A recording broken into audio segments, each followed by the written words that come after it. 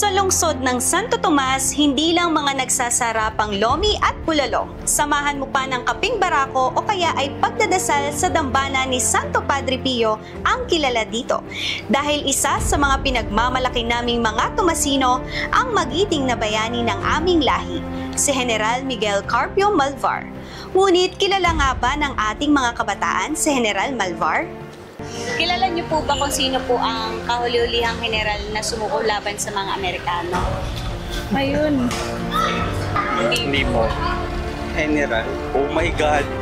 Hindi po. Not sure po. I feel like kilala ko. Pero, hindi. Hindi niya pa kilala. General Luna. Hindi ko alam.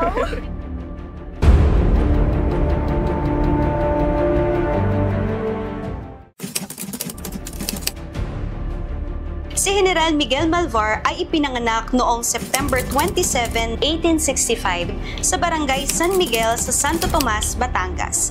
Siya ang kahuli-hulihang general na sumuko laban sa mga Amerikanong sundalo.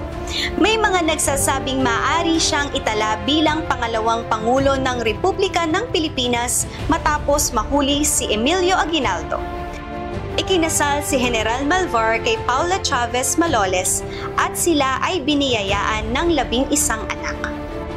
Ang magiting na general ay sumuko sa mga Amerikano hindi dahil siya ay natatakot kundi sa kadahilan ng naaawa siyang makita ang kanyang mga kababayan na nagkakasakit at naghihirap sa sarili nating bayan.